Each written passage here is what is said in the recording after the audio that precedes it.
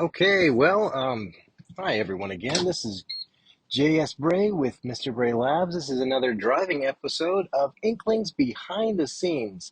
Last time I did this, I talked about AI, and you know what? I think I want to talk about AI again.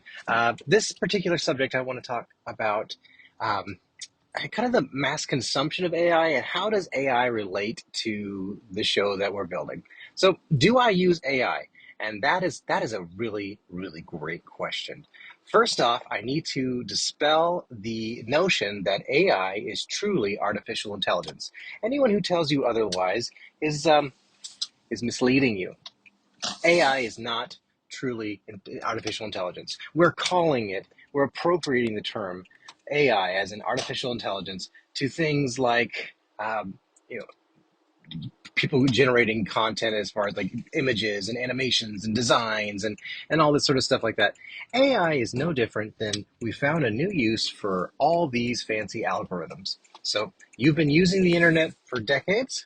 You have been paying attention to things like Netflix and your social media consumption, or even not. Maybe when you go and you get an advertisement that just pops up, um, and somehow it relates to something that you want. Uh, and I can't tell you how many times, and this is the truth, that these companies are listening to you, and you'll get a targeted ad. We'll talk about, oh, I'm so hungry, man, I could go for some Taco Bell, and all of a sudden a Taco Bell commercial pops up. Let me tell you, that was not on accident. But that is not artificial intelligence, like the media or like perhaps you may have believed that artificial intelligence is. It's not a computer that has now become smarter than you. It's an algorithm. It's a brilliant algorithm based upon likes and interests and the data that's out there. But that's been in existence for quite some time. What has changed is the usage for it, or the public usage for it, because that is really has not changed. It's been around for a very long time, and we've been trying to predict people's behavior. And so to go back, why this matters. And so for those out there who've had their psychology courses, they will know that some of the early founding students of psychology, and I'm not even gonna go into all the names of them. You can look at this up later. But a lot of them, they got their psychology degrees. They learned a great deal, and then instead of being psychologists or clinical psychologists, they went into they went into the field of marketing, and they realized, well, we could use all the skills and we can use it to help sell things. Now, there is sort of the balance between where commercialism can become an evil, but that's not my point of this. I'm not really pointing that out. I'm telling you that people understand people, and that we can tell computers how to understand people. That's the truth. We're not as complex as we would like to believe. We can be decoded. Now, the overall human experience about feeling, loving, connection, that sort of such and such. I mean, you can. I guess you can require little prompts to get people to respond, but it doesn't mean that you yourself feel. The algorithm doesn't feel anything. The algorithm is just looking for triggers, just looking for responses. And um, what I mean by that, why that's so important, is that because the algorithm is itself, it's nebulous, it's gigantic, and many different people have their own algorithms. I have designed many algorithms. My goodness, a lot of algorithms based upon decisions and deciphering this and that. And I can tell you through different types of algorithms that I've developed, it doesn't make me brilliant. No, I'm really good at figuring out how to put together one and one. But that does not mean that I'm some mastermind genius trying to pull the levers. That doesn't exist. There's no wizard behind the curtain. It's just a bunch of math.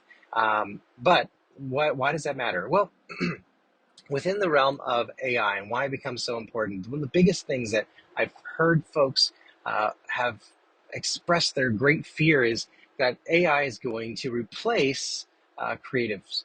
And I mentioned this in my last one when I talked about how an AI can steal more ethically, potentially, than an artist. Here's the trouble. The trouble is that all AI can do is create public domain artwork. And to be familiar with what public domain is work that's really owned by everybody, can be used by everybody. So that is, in some ways, it's like you have a gigantic fishing boat.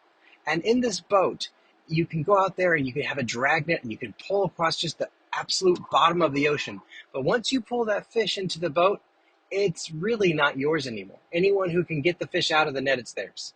And at the end of the day, they can point it back to you, but it won't matter because it always will be public domain. So it's like fishing, but not being able to keep the fish that you catch. And so for people who use AI specifically for creative content, and by creative content, I mean like music or visuals or animations or designs, you are making public domain artwork. That's okay. I'm all for public domain artwork. I'm a huge proponent that public domain artwork is a way that we can give back to others. But I think where it becomes art itself is where you take something that's public domain and you give it your own spin.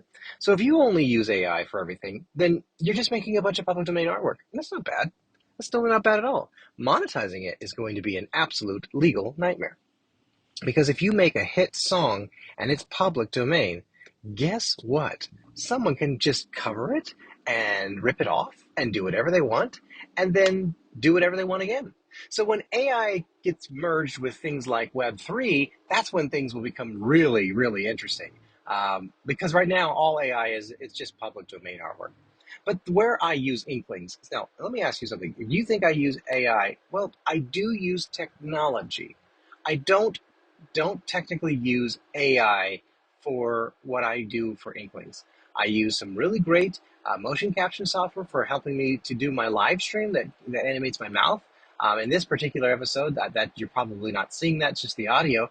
But the point I'm trying to get at is that you don't necessarily need um, you don't need all those bells and whistles. So if I take the audio and I pour that into my software, that's not AI. Okay. If I take the AI and I ask my say Microsoft Copilot, which is a brilliant tool. Okay, it's a great tool. I'm going to use it for helping me do things that I may find less than creative. Things like outlining something, outlining a story, or helping me understand, or expounding on a particular detail, turning over more rocks than I normally can.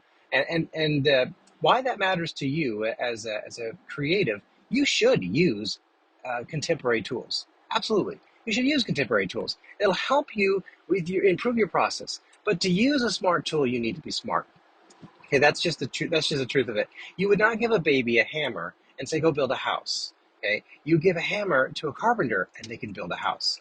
And so that's what they've sort of appropriated the term AI to mean a lot more than it really does. They've just given it AI. It's just intelligent tools. It's just good tools. So AI, quote unquote, in the hands of a person who knows what they're doing will make some brilliant innovations.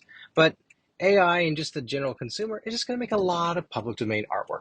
So please rest at ease. You have nothing to worry about. AI is not going to steal your job if you are making work that is truly original. So that said, I thank you so much for listening. I continue to I'm so blown away by this community. I just appreciate the heck out of you. I pray that you have a blessed day. And remember just to continue to go forth and share your passion with others. And don't be afraid of AI. Take care.